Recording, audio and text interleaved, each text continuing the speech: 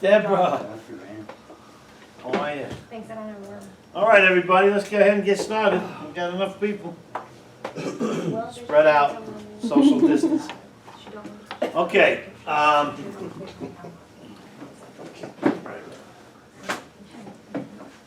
Does anybody got any questions on what we did on the third step? Everybody understand the importance of it? Because the third step is one of these steps where most people don't really do anything. It's made a decision, and and we kind of broke that down. It's 5 parts of the third step. We broke that down, and we talked about the importance of the first requirement is that we be convinced that any life run on self-will could hardly be a success. All that makes sense to you? Okay. So anybody got any questions on that? All right.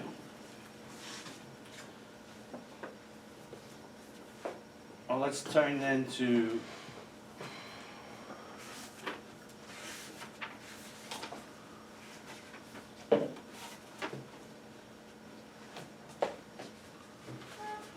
page 63.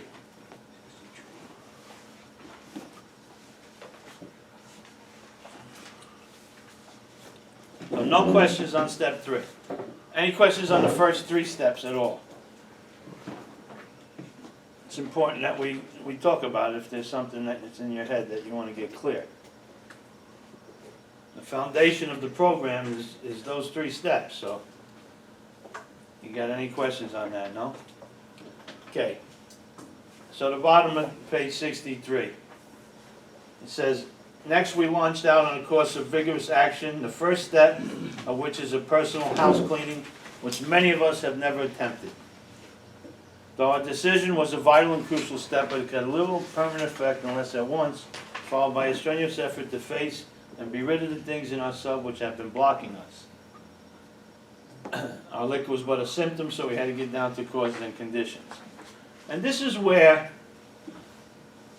people don't get it, that the third step goes right hand in hand with the fourth step, rather than the fifth step. Okay? 3 and 4 go together, because right here it's telling you that though your decision, that third step, is a vital and crucial step, it could have little permanent effect unless at once followed by a strenuous effort to face and be rid of the things in ourselves which have been blocking us. So they're talking about doing a fourth step, right? So as soon as I do the third step, I need to immediately start writing on a fourth step. And what I mean by that is that I have to bring God into my fourth step. If I don't bring God into my fourth step, then I'm not going to be able to do a fearless and moral inventory. I'm just going to do some type of intellectual bullshit inventory and think it's good, and it's not. So if I stop writing, because today people take weeks and months to write a fourth step, which is really not necessary. But if I stop writing and then pick it up 2 or 3 days later and start writing again, I first need to go back to the third step and bring God back into the thing. Whatever that prayer is that we're going to use, there's an example of a prayer that can be used in the third step here that we talked about, but of course the wording was optional, right? So you can have your own prayer. If you want to use the fake it till you make it prayer, use that. If you're still faking it till you're making it. So, so does everybody get that? So step 3 is going to remove self just enough to allow you to take action. You get that? Let me say that again for you. Step 3 will remove self just enough to allow you to take action. So whatever you do in that third step, and you start writing in your fourth step, that's where you're gonna have the ability to take the proper action. When you stop and you start again without that third step, you're not going to be able to take the proper action. Okay? So Bill uses a good scenario here. So if you got pen and paper, what I want you to do is take a clean sheet of paper and draw a line down the middle of it. And on the top hand left side, I want you to write business.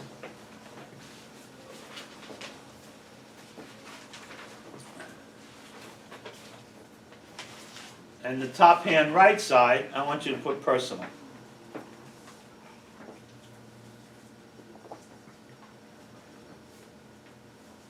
So let's first read what Bill says here on page 64. He says, therefore we started upon a personal inventory. This was step 4. A business which takes no regular inventory usually goes broke. Taking a commercial inventory is a fact-finding and fact-facing process. It is an effort to discover the truth about the stock in trade. One object is to disclose damaged or unsaleable goods, to get rid of them promptly and without regret. If the owner of the business is to be successful, he cannot fool himself about values. So if anybody knows anything about business, this is a very true statement. Even though it was written in the 1930s, it's a very true statement today. You have to know what you're doing in business, what's valuable, what's not. You have to take inventory. So on your left-hand column, under the business, the first thing I want you to write is fact-finding. Fact-finding.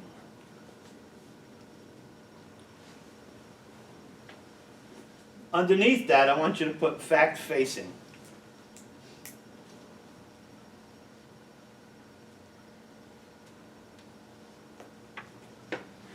Underneath that, I want you to put truth about the stock in trade. Or you can just write truth, stock in trade.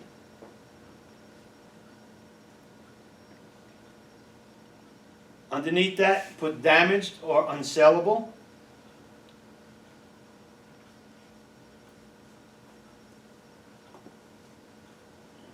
And underneath that, promptly, get rid of promptly without regret. And that's just breaking down what Bill just said here in the 4th step. The example that he gave us. Okay? So look what he says. He says, we did exactly the same thing with our lives. We took stock honestly. So if we're going to do exactly the same thing with our lives, let's go over to step 4. Step 4 says, made a searching and fearless moral inventory of ourselves. So, on the right-hand column, across from fact-finding, I want you to put searching. Because that's what fact-finding is, isn't it? Searching.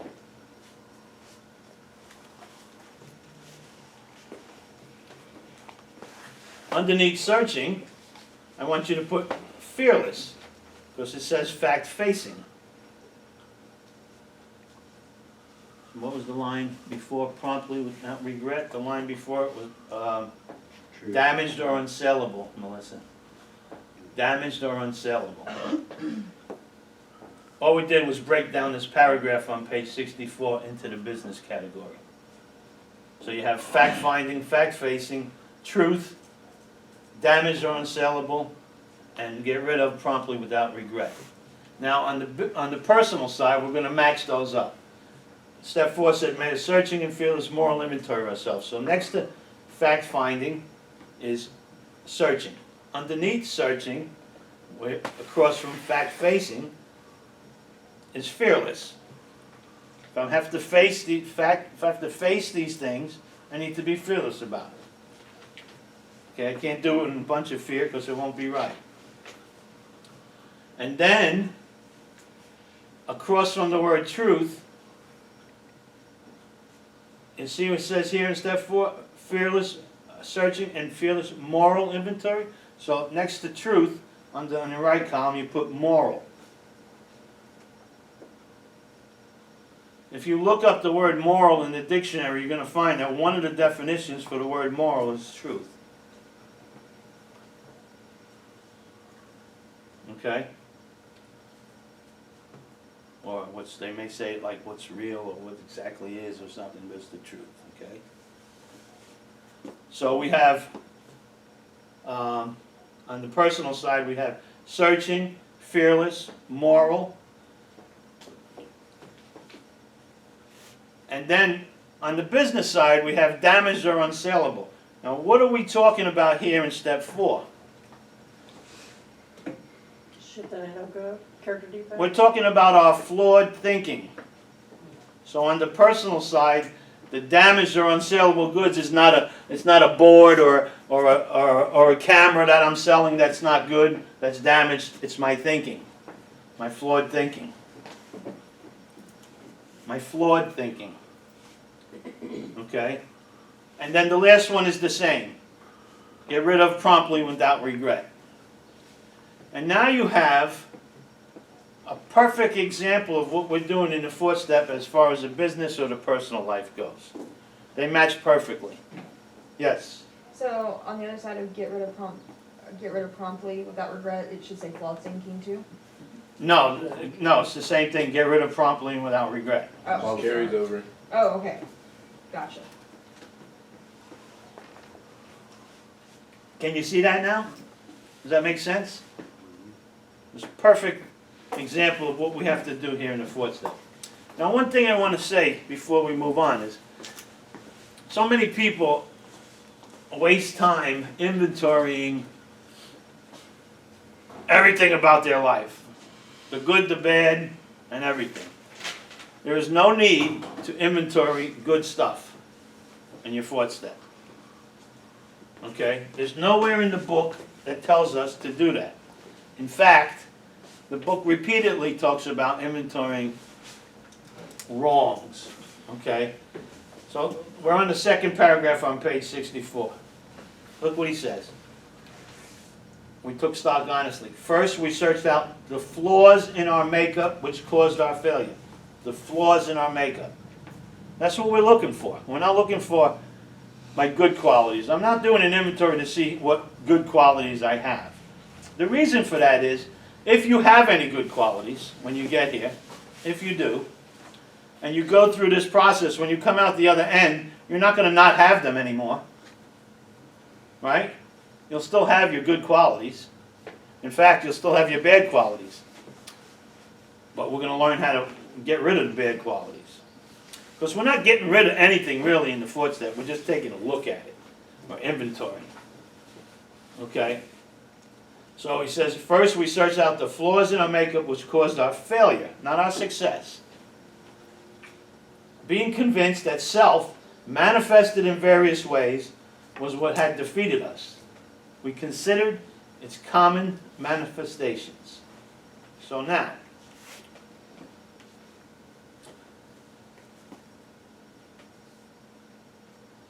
on the top of this page it says, our liquor was but a symptom, so we had to get down to causes and conditions.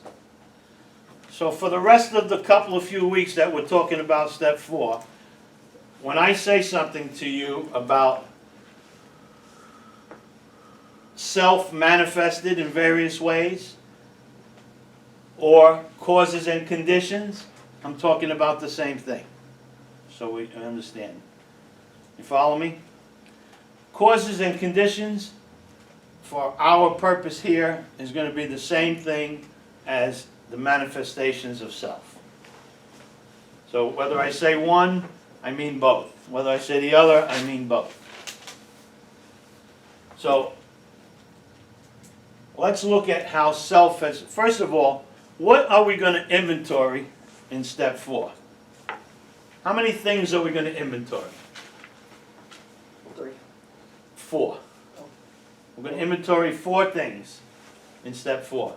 Let's look what the book says. On page 64, in the middle of the last paragraph, it says, when the spiritual malady is overcome, we straighten out mentally and physically. In dealing with resentments, we set them on paper. Right? So it's telling us to write down resentments. That's one thing, right? Oh, we're talking about the principles of On page 67, no. On page 68, the first paragraph says, we reviewed our fears thoroughly, we put them on paper. Right? So that's 2 things the book is telling us to write down.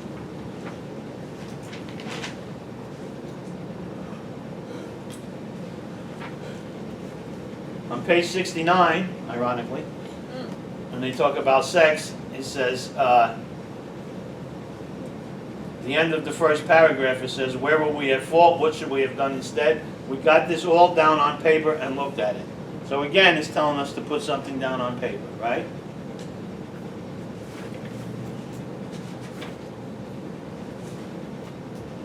So sex is number 3? Sex is number 3. And then on page 70,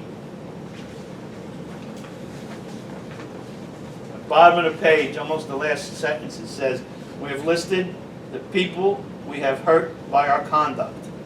You see that? So harms to others is the 4th thing that we're going to inventory. So we're going to inventory resentments, we're going to inventory fears, we're going to inventory sexual conduct, and we're going to inventory our harms to others.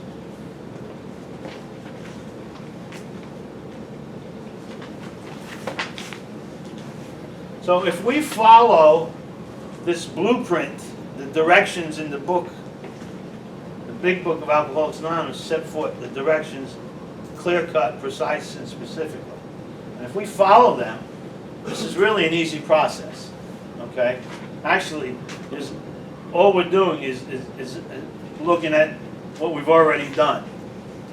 We're not doing anything that new, really. We're just looking at it. It's kind of like the process is going home and saying, okay, I need to clear out my closet and clear out my drawers. I gotta stop fooling myself that I'll never fit this shirt again, right? The shirt's never gonna fit me. Oh, I love this shirt. No, you can't button it anymore. I haven't been able to wear it for years. So what I'm gonna do is I'm gonna go through all my drawers and my closets and everything, and I'm gonna take out the things that just don't work anymore. I'm not getting rid of them yet. I'm just kind of inventorying what I got. I'm laying everything out. And that's what we're doing in the 4th step. We're going to take a look at our flaws, our wrongs, the things that don't work for us anymore, the damaged or unsaleable thinking that we have.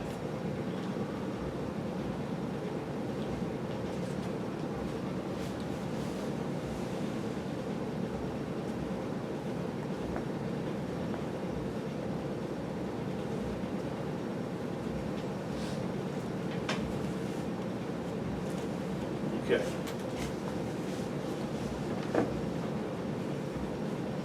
So when we're going to talk about resentment,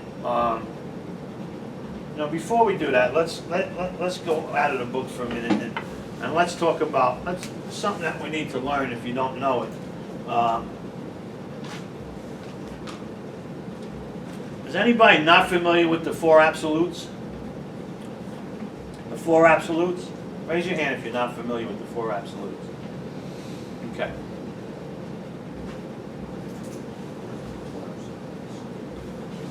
The 4 absolutes is something that Bill took from the Oxford group.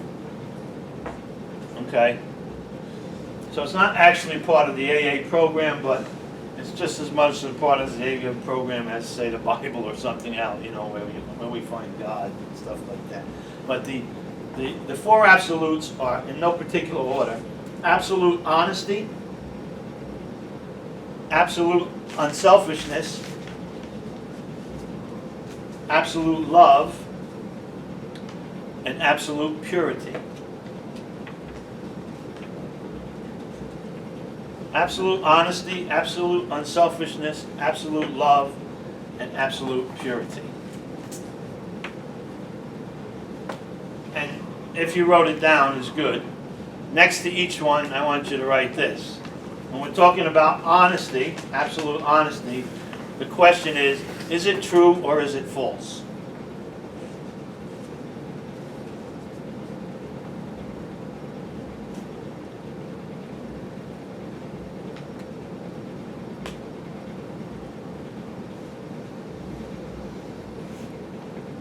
Absolute unselfishness, the question is, how will it affect others?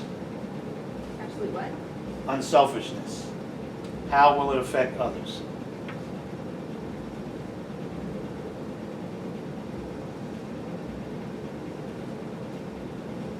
Absolute love, the question is, how will it affect others? Absolute unselfishness. How will it affect others? Absolute purity. Absolute honesty. Absolute love. And absolute purity. Absolute honesty. Absolute love. And absolute purity. Absolute unselfishness. How will it affect others? Absolute love, the question is, how will it affect others? Absolute love, Is it ugly or is it beautiful? Is it ugly or is it beautiful? That's absolute love. Absolute love. Is he ugly or beautiful or not? And absolute purity, the question is it right or is it wrong?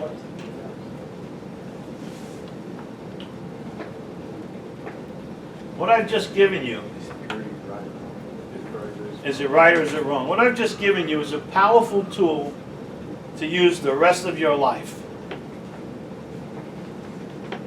Because any time, at any moment in your life, whether you're doing something or thinking about something, all you need to do is ask yourself those 4 questions. Is it true or is it false? How will it affect others? Is it ugly or is it beautiful? Is it right or is it wrong? If you answer to the negative in any one of them, then don't do it. Simple. Now, why did I give you that now at this point in recovery? I want you to understand that these 4 absolutes are something that you're going to look at as you're inventorying to help you say, you know what, that was ugly. That was ugly. The way I treated him or her or it or them, that was ugly. The way I did this affected a bunch of people down the road, you know. And it'll help you with that, but it'll also help you with the rest of your life moving forward. Okay, so everybody get that? Now, just to confuse matters even more,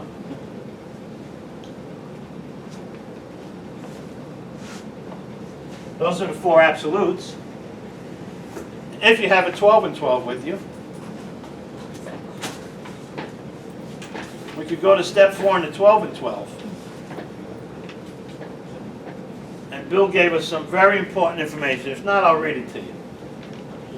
The first thing he says in step 4 is, creation gave us instincts for a purpose.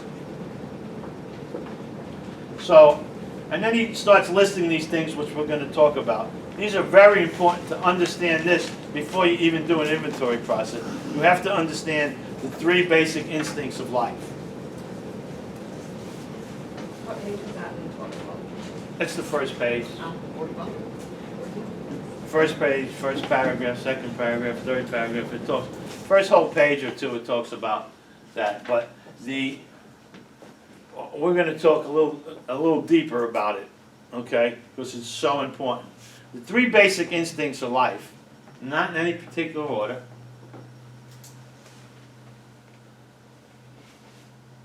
Is the social instinct. Okay? Now, what is the social instinct? In our inventory process, we have the social instinct down in 2 parts. We have all 3 of these broken into 2 parts for our inventory purpose. But social instinct is self-esteem and personal relationships. But what do we mean by social instinct? Well, it's very interesting, really. God gave us the natural instinct. It's an instinctive thing in all of us, that we all want to be liked and respected. Oh, my bad. I was looking up instinct. You don't need to. I'm going to explain it to you. It was self-esteem and what? What was the other one? Self-esteem and personal relationships Thank you. are your two categories for social instinct. Well, let's talk about the social instinct. Why is it important and what is it really about? Everybody is born with the desire to be liked and respected. That's a natural instinct that we have. The only problem with that is people like us, we're not being liked and respected as quick as we should be by everybody that should be liking and respecting us. So what happens then is, and everybody in the world has this stuff going on, just us to the 10th degree probably. Okay? So what happens is, when you're not liking and respecting me the way I think you should, I'm going to act out. I'm the guy that in school in the 4th grade would do stupid shit in the classroom. So, you know, we had I remember there was one, I forgot what class it was, but it was in a class, it was like the 4th grade, and we were on the 2nd floor, I think, and there was a window there, and there was an awning to go into the entrance and where that window was. And there was a substitute teacher one day, and she didn't know about that. And she told everybody to sit down. I said, I was sitting on the window. I said, I'm not going to sit down. And she started walking. I said, don't take another step, I'll jump. And she took another step, and I jumped out the window. And she screamed, right? She didn't know that I landed on the top of the awning there. Right? I just did stupid shit like that because I wanted I wanted people to say, I was just a little kid. I wanted people to say, oh, Danny's crazy. He's nuts. You know, you had to respect me and like me. And if you didn't, I would do things to make you do that. Okay? And that kind of behavior carried out my whole life. And the problem with that is that every time I take a shortcut to get what I want, there's no way to take a shortcut in life without stepping on somebody's toes. And the problem with that is the book tells us when we step on people's toes, they retaliate and cause pain and suffering in our life.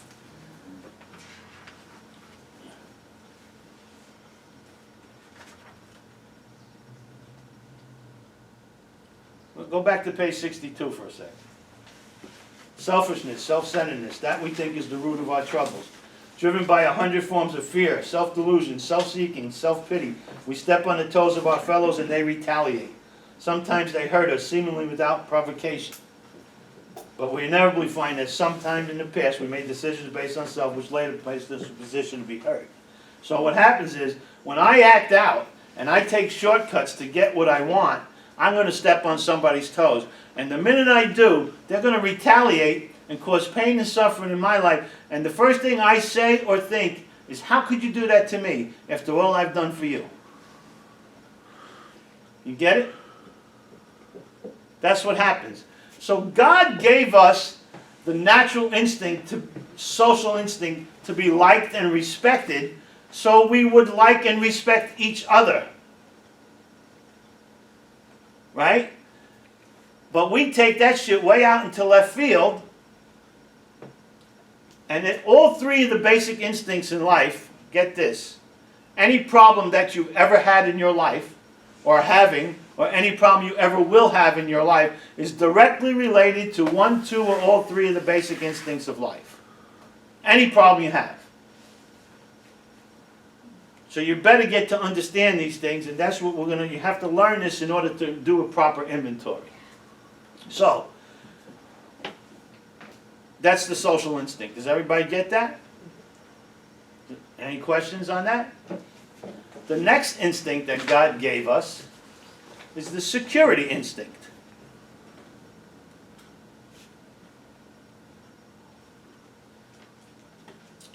The security instinct. What does that mean? Everybody is born with the desire to take care of themselves. We need food, shelter, and clothing. It's a natural instinct. If we didn't look for food, we would starve ourselves to death. If we didn't have shelter, the elements would kill us. If we didn't have clothing, society would be crazy. We really wouldn't be able to like and respect each other. So God gave us the basic instinct of security so we would not perish. That's also why He gave us the social instinct, so we would be nice, like, and respect each other. Okay? But we twist that, right? So the same way we twisted the social instinct, we twist the security instinct. And what am I talking about? Well, I need shelter. I have a house. My neighbor just painted his house. His house looks better than mine. I got to paint my house. Or I got shoes, but I want those shoes. I relate. Yeah, you relate to that, right? So I'm not getting this security that I think I should have as quick and as much as I think I should have it. And because I'm not, I have to take shortcuts to make it happen. Oh. I got to cheat, lie, and steal, and do what I got to do because I got to get a bigger, better house, more clothing. Because I'm jealous of what they have? Huh? Because I'm jealous of what they have? Man, that could be one of the reasons, sure. because I'm jealous of what you have, or I just want something, that I really can't afford. There's lots of crazy reasons that go on in our heads that have nothing to do with the basic instinct of security. Because the basic instinct of security was God-given, therefore right and good. But we take it way out into left field. And when I'm not getting the things that I want the way I want to get them, then I start taking shortcuts. I lie, I cheat, I steal. When I take shortcuts, I always step on somebody's toes. You can't take shortcuts without stepping on somebody's toes.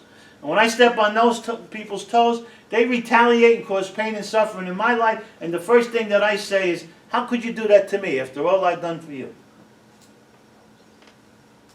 You get it? Does that make sense? So the security instinct is taken way out into left field, just the way the social instinct is. How could you do that to me after all I've done for you? That's what I just said. So, is everybody with me so far? The third natural instinct that God gave us is the sexual instinct. I'm not positive. I think a dolphin and a human are the same. But I could be mistaken. I think every other creature in life has sex just to procreate. But I think dolphins do it just for enjoyment like us, right? They do. Now, I don't know, but that's what I heard. I read it somewhere. They go, eat, me, So I believe that's the truth, right? That's why they're always smiling and laughing and nodding their head. But you see, God gave us the instinct, and God made sex enjoyable. Because if He didn't make it enjoyable, we wouldn't want to do it. I come home from work and my wife has got something nice on, and I go, oh no, I gotta have sex. Right? We wouldn't want to do it. So God made sex enjoyable. So we would keep populating and not become extinct. Right? That's the God-given natural right reason to have a sexual instinct. Unfortunately, and this goes for everybody in the world, but especially people like us, but unfortunately, there's always going to be the wrong time with the wrong person or persons, and just not getting what I want, and so, I got no business there with the neighbor's wife, and just my sexual instincts go way out into left field, and I'm usually doing it at the wrong time with the wrong person or persons for the wrong reasons. That's probably true for all of us, okay? That's totally fucking with it. Huh? So, and that's where all our sexual problems come from. We're going to go into these more as we get into the inventory process, but I want you to have an understanding of the basic instincts that God gave us and why He gave us that, right? But we just take shit out into left field. We just warp the hell out of all of this stuff. Yeah. I love buttons. There's little groups of you laughing and giggling here.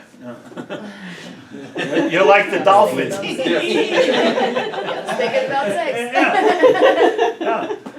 So. Thinking about my neighbor. Okay. Dude, he's totally mowing the lawn. Okay, moving right along. Think about. So, do we have an understanding? Oh, and I'm sorry, the two things under the security instinct that we break down the security instinct are material and emotional. Material security, emotional security. So for the social instinct, we've got self-esteem and personal relationships. And for the security, no thank you. And for the security instinct, we have material and emotional.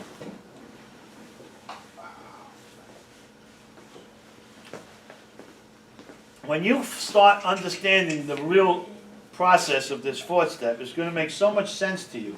And it's going to be so simple to do. And you're going to learn from it. Okay? Google says pigs, dolphins, and bondos? What the hell is a bondo? Bondage? And bondos have sex for Condos, you enjoyment. know what? Pigs, I dig it. pigs, dolphins, and bondos have sex. Condo. I don't know what a bondo is. Alright, I like that answer. Have sex for enjoyment. With my name. Pigs. With my name. Is that why she always called me a pig?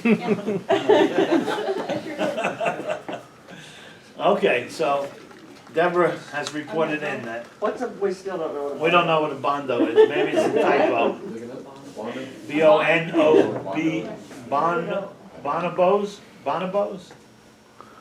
I don't know what that is. How do you spell that? Oh, bonobo. B-O-N-O-B-O-S. It's a type of ape. A type of ape. imagine. Okay. Yeah. Couldn't just say ape, right? Okay. The genus is- Google says pigs, dolphins, and a type of ape have sex for enjoyment. They have orgies apparently. They have orgies. Okay. Well, Sober. okay. I don't know, but I've never seen a pig, a dolphin, or an ape on a psychiatrist's I couch went in for that hard on the kill. talking about how that person ruined my life. Okay? That's because we can't speak their language. So, the two categories that we break down the sexual instinct are acceptable sex relations I'm in a great mood. and hidden sex relations. Tony says it's a gorilla. What Okay. was the two? Wait, Acceptable. Acceptable sex relations and hidden sex relations. And we got a long ways to go before we get to that, but just so you understand, if it's not my partner in life, man, woman, whatever it is, if it's not my partner in life, wife, husband, live-in partner, something, fiance, something like that, if it's not that, then it's the hidden. Okay? If it's somebody else or something else or different, if it's an animal or something, or, you know, a pig, a gorilla, or a dolphin, you know, anything, it's, anybody but my partner is a hidden sex relation, okay? So we have the three basic instincts that are broken down into two parts each. Self-esteem, personal relationships, emotional security, material security, acceptable sex relations, hidden sex relations.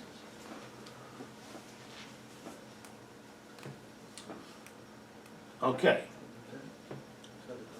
So, is everybody with me so far? We understand, you learned two important things tonight. You learned the four absolutes and the three basic instincts of life.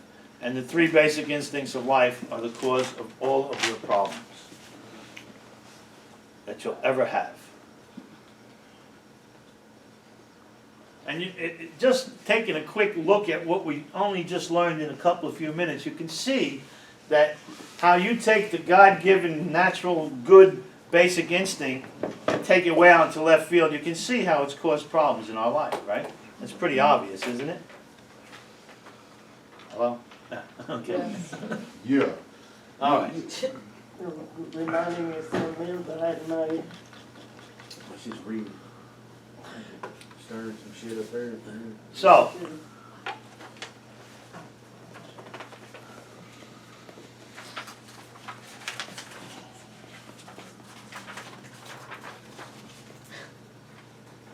okay. So let's go back to page 64 in the book.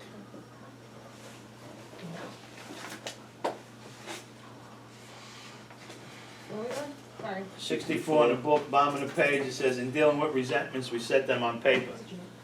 We listed people, institutions, or principles with whom we were angry. Now, this is not a choice. I can't tell you, I've done this workshop all over the world, the 4-step workshop. I actually did at a convention some years ago in New York. I did a 6-hour 4-step workshop. 6 hours.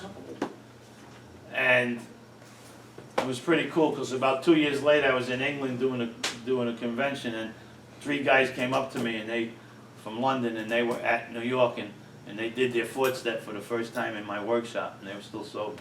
It was pretty cool. But I did a 6-hour workshop on the foot step. So I can talk to you about the foot step for a long time. But I've asked people all over the world, have you inventoried principles? And almost, probably, I'm going to take a guess and say 95% or more have not. And I've had numerous people say to me, well, it says people, institutions, or principles. No, it's not a choice. Institutions or principles. It's whichever one you have a resentment with. People, institutions, or principles, whichever ones you have a resentment in connection with, you put down. Or fear, or whatever.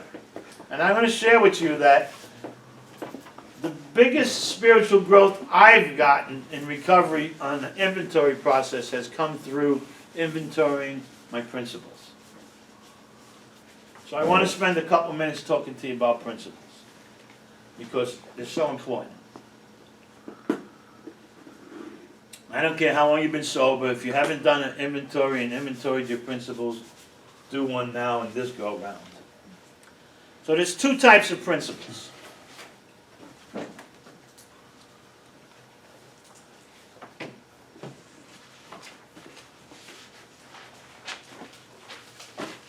Generic principles and personal. What does that mean? A generic principle is something that is true for lots of people. I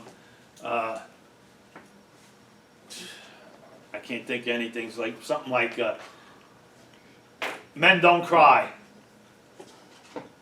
right? So what is it? Let me define this for you. What is a principle? A principle is a moral, a value, or a belief. I'll say that again for you. In this respect here that we're talking about here, in the inventory process, a principle is a moral, a value, or a belief. And if you've never done this in your inventory process, you've never really done a really strong fourth step. A moral, a value, or a belief. And we already found out a moral is truth, right? So a moral, a value, or a belief. That's what a principle is. So a generic principle would be something that's common for lots of people. Not everybody, but lots of people. Men don't cry. That was instilled, that's a belief that was instilled in me all my life. I'm just saying, it's not for me, but that's a common one. That's a generic principle. A personal principle, you have to think what yours is. I'll share with you a personal principle of mine. And nobody told me this, nobody taught me this, but I use this as an example all the time because it's what I believed. I believed growing up that the more women I can take to bed, the more of a man I am. Nobody ever said to me, Danny, the more women you bed, the more of a man you're going to be. Nobody ever said that to me. But I watched my dad and my uncles and all the mentors in my life growing up. They all had the wife at home and in the Italians we say gumada, girlfriend. And the girlfriend and the wife. 2 or 3 girlfriends in a life. Sounds exhausting. Huh? That sounds exhausting. Well, you got Practicing all of these, you ain't got a problem. taking any of these principles out into left, basic instincts into left field is exhausting. Living life the way we live life is exhausting. But so that was a personal principle for me, okay? And when I got here, I want to tell you, I didn't have a resentment in connection with that principle. I didn't have a fear in connection with that principle. But I did realize that that belief has made me cause harm to people all my life. I was married for 20 years, never was monogamous before I got sober. And all the other people, just a tornado like the book talks about, just a tornado going through people's lives. So I realized that has made me harm lots of people. So I inventoried it.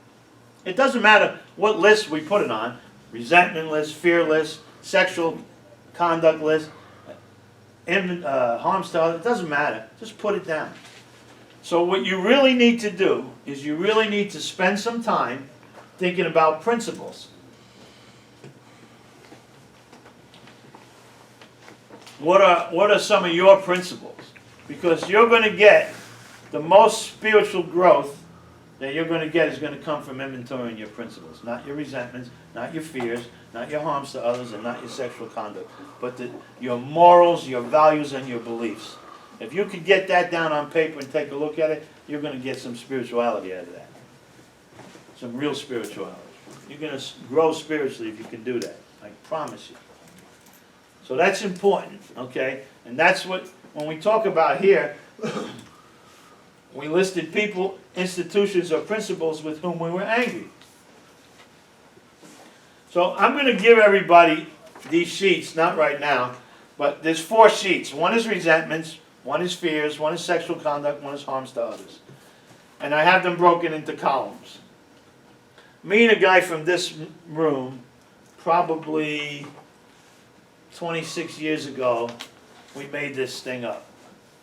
This has gone all over the world and back. People are using these for years and they don't have any idea where they actually came from. They came from us. There's other types around, but this is the one that we did. And we spent hours, me and this other guy, talking about how much space should be in between the lines there. We really did. Because the example that Bill uses on page 65 is, again, when we write here, we're doing bullet points, right? Shopping list kind of stuff. No explanation, right? So if you can't fit it in that thing, you're off base. How come we can't have them now? I don't have any. I don't have enough of them right now. I don't think I do, and I got some other papers I want to hand out. If somebody can make copies, I'll give you this. You can make copies for next week. Can somebody do that? Okay. All right. So at the end of the meeting, I'll give it to you, and you make copies. And all those that are sitting at home that aren't here, sorry, you'll have to see me someday for a copy. So I want to tell you this, though. When you do get these, everything on here is directly in the big book. And yet anything, the only thing you're not going to find in the big book is the instructions on how to do this. Actually, even the instructions are in here basically. But there's nothing here that's not out of the book. Okay?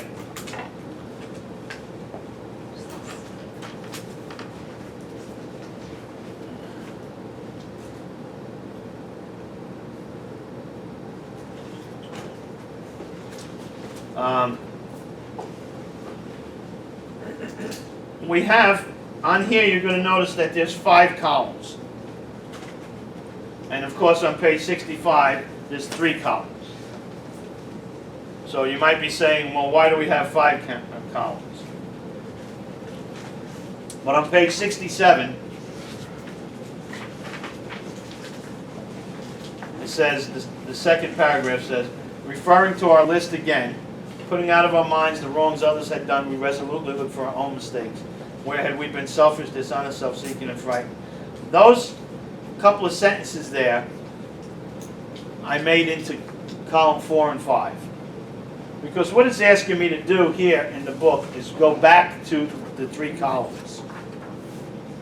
Referring to our list again, the 3 columns, right? And just so it's easier to understand, I broke those 2 sentences into columns 4 and 5 and put them with the first 3. So when you're inventorying, it's going to be much easier for you to see what you're doing here.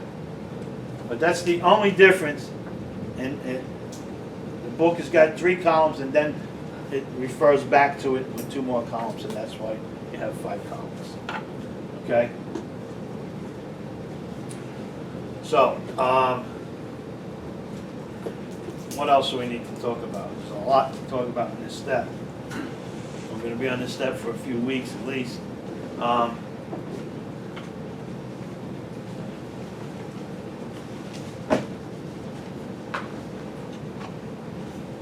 What is, does everybody understand what a resentment is?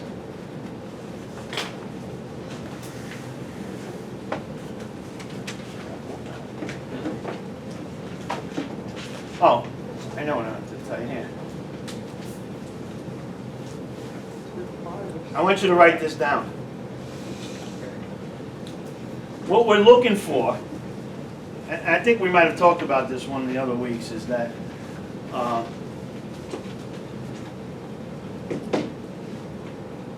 in the fourth step, Bill uses the word flaws.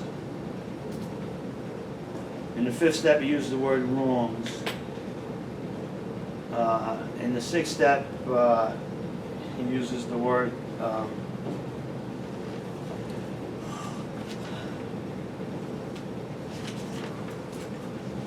defects. And in the seventh step, he uses the word shortcomings. Okay? And somebody asked him once, what is the difference between all of those things? And Bill's answer, which is in for you to, you can research and find it. Bill's answer to that was simply, he said nothing. They mean the same thing, I just want to keep using the same words. So what we're looking for is the wrongs. Faults, wrongs, defects, shortcomings, they're all the same thing. Okay? And Bill wants us to inventory to find our wrongs. Where is our defect in our character? Where's our fault in the way our character? Where's the wrong of our character? Where's the shortcomings in our character, right? And so a long time ago, I went to the dictionary and I looked up the word wrong. And I got 3 definitions that certainly apply to us here. There's lots of definitions, but these 3. The first definition for the word wrong is incorrect judgment of other people. You might want to write that down. Incorrect judgment of other people.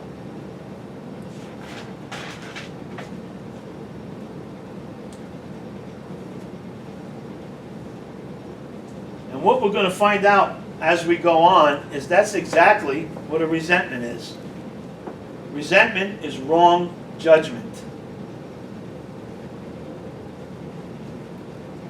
I'll read it to you again. Incorrect judgment of other people. And resentment is wrong judgment. Second definition is incorrect believing. Incorrect believing.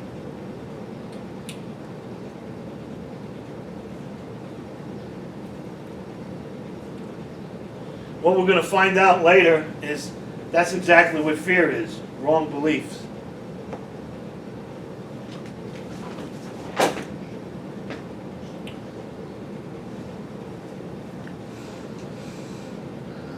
And the third definition was those things we do to hurt other people, which obviously is harms to others. Those things we do to hurt other people. So, wrong judgment, wrong beliefs, and wrong actions. And that's what a false is the way we express our resentments and fears.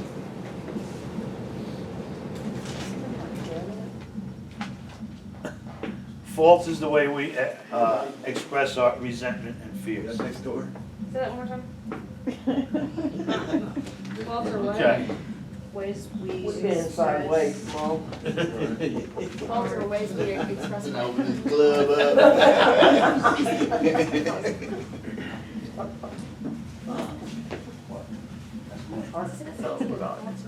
Could you repeat yourself again, please? Turn up, huh?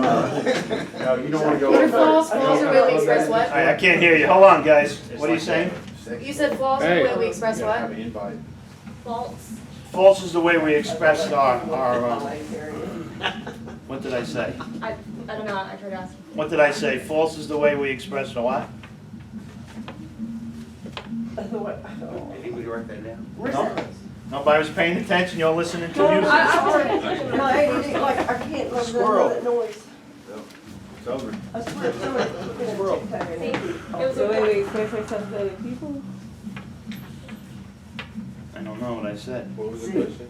False. We said The false. ways we I thought you said false. False. I don't even know what you're Flaws talking are the way we about. express Bueller. our. Resentments. Resentments? That's West. Resentment is wrong judgment, 2, incorrect believing is No, wrong not beliefs, that and one. 3, those things. Oh, no, that's the way we express our resentments and our fears. Thank you. Yes. I said that and then you all said that. I did. I heard you. Okay. So we got a few minutes left before we leave tonight. I want to give you the root origin of the word resentment. Okay.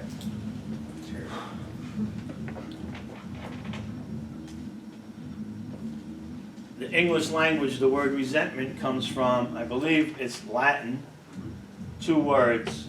Re, meaning again, 2 words. Read. Re, R-E, re, meaning again. And there's a Latin word which at this time is eluding me, sentiment. Sentiment. I don't know how you spell it though. Oh, great. Which means in Latin, to feel, feel. Feel, yeah. Feel again. So really what the word resentment really means, the root origin of the word resentment is to feel again. Like, And again, and again, and again, and again. And you may have wronged me. We won't get into that. We'll save that for next week. Let's just quit there because I guess it's Party music. started. Party did start, man. The party has started already. Okay. The rest of you guys out there in On the internet. internet land, nice to see you. Company phone, Tune in next radio, week. then I've got all these people going up. Yeah, I can't. You done? Done. Finally, I